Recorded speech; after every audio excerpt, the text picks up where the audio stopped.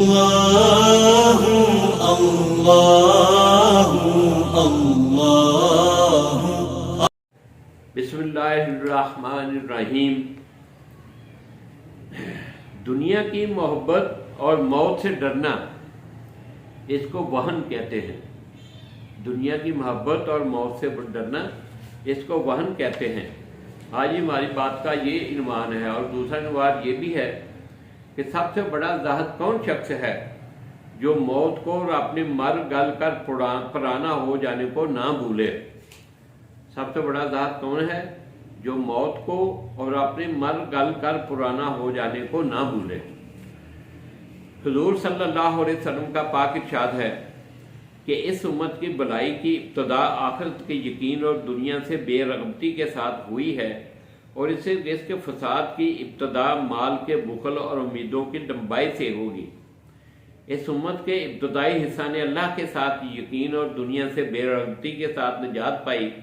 اور اس کے آخری حصہ کی ہلاکت بخل اور امیدوں کی وجہ سے ہے۔ حضور صلی اللہ علیہ وسلم کا ارشاد وارد ہوا ہے کہ عنقریب ایسا زمانہ آنے والا ہے کہ لوگ تمہارے یعنی مسلمانوں کے کھا جانے کے واسطے ایک دوسرے کو اس طرح دعوت دیں گے جیسا کہ دسترخوان پر بیٹھنے والا دوسرے کی تواضع کرتا ہے، کہ ہر قوم دوسروں کو اس کی ترغیب اور دعوت دے گی کہ ان مسلمانوں کو کسی طرح پہلے ہلاک کر دو۔ صحابہ رضوان اللہ عنہم اجمعین نے عرض کیا، یا رسول اللہ، کیا اس وقت ہماری تعداد بہت ہی کم ہوگی جس کی وجہ سے کافروں کے یہ حوصلے ہوں گے؟ حضور صلی اللہ علیہ وسلم نے فرمایا، نہیں، تمہاری تعداد اس زمانہ میں بہت زیادہ ہوگی، لیکن تم لوگ اس زمانہ میں سیلاب کے جاگ کی طرح سے بالکل بے جان ہوگے، اور تمہارے دشمنوں کے دل سے تمہارا خوف جاتا رہے گا، اور تمہارے اپنے دلوں میں وہن پیدا ہو جائے گا۔ صحابہ رضوان اللہ عنہم اجمعین نے عرض کیا، یا رسول اللہ، وہن کیا چیز ہے؟ حضور صلی اللہ علیہ وسلم نے فرمایا کہ دنیا کی محبت اور موت سے ڈرنا۔ ام ولید رضی اللہ تعالیٰ عنہ حضرت عمر رضی اللہ تعالیٰ عنہ کی صاحبزادی فرماتی ہیں کہ ایک مرتبہ حضور اقدس صلی اللہ علیہ وسلم شام کے وقت اندر سے باہر تشریف لائے اور ارشاد فرمایا، تم لوگوں کو شرم نہیں آتی؟ صحابہ رضوان اللہ عنہم اجمعین نے عرض کیا، یا رسول اللہ، کیا بات ہوئی؟ حضور صلی اللہ علیہ وسلم نے ارشاد فرمایا، اتنی مقدار جمع کرتے ہو جتنا کھاتے نہیں، اتنے مکانات بنا لیتے ہو جن میں رہتے نہیں، اور ایسی امیدیں باندھ لیتے ہو جن کو پوری بھی نہیں کر سکتے، کیا ان باتوں سے تمہیں شرم نہیں آتی؟ یعنی ضرورت سے زائد مکان بنا لیتے ہو، مکان اتنا ہی بنانا چاہیے جتنے کی ضرورت ہو۔ اسی طرح خزانہ جمع کرتے جاؤ، اسی طرح خزانہ جمع کرتے ہو، جو اپنی حاجت سے زائد ہے وہ جمع کرنے کے لیے نہیں ہے، جو اپنی حاجت سے زائد ہے وہ جمع کرنے کے لیے نہیں ہے، وہ اللہ کے راستہ میں خرچ کرنے کے لیے ہے۔ حضور اقدس صلی اللہ علیہ وسلم نے فرمایا، لوگو، اللہ تعالیٰ شانہ سے ایسی شرم کرو جیسے اس سے شرم کرنے کا حق ہے۔ صحابہ رضوان اللہ عنہم اجمعین نے عرض کیا، یا رسول اللہ، حق تعالیٰ شانہ سے تو ہم حیا کرتے ہی ہیں۔ حضور صلی اللہ علیہ وسلم نے فرمایا کہ جو شخص تم میں سے حق تعالیٰ شانہ سے حیا کرے، اس کے لیے ضروری ہے کہ کوئی رات اس پر ایسی نہ گزرے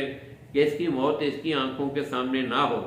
اور اس کے لیے ضروری ہے کہ حفاظت کرے اپنے پیٹ کی اور اس چیز کی جس کو پیٹ نے گھیر رکھا ہے، اور حفاظت کرے اپنے سر کی اور جس چیز کی جس کو سر نے گھیر رکھا ہے،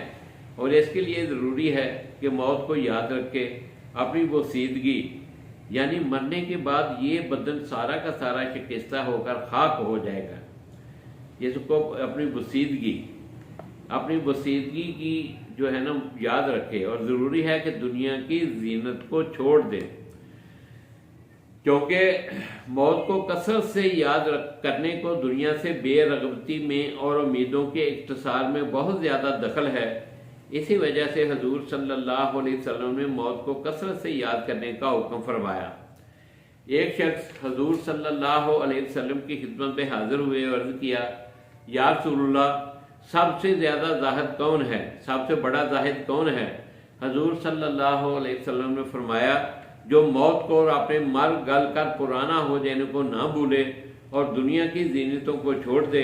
اور آخرت کو دنیا پر ترجیح دے اور آنے والی کل کو اپنی زندگی یقینی نہ سمجھے اور اپنے آپ کو مردوں میں سمجھتا رہے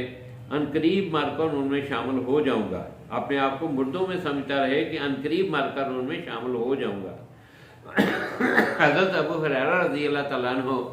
حضور اقدس صلی اللہ علیہ وسلم کا ارشاد نقل کرتے ہیں کہ ان لذتوں کے توڑنے والی چیز یعنی موت کو بہت کثرت سے یاد کیا کرو۔ جو شخص تنگی کی حالت میں اس کو یاد کرتا ہے تو یہ اس پر وسعت اور سہولت کا سبب ہوتی ہے،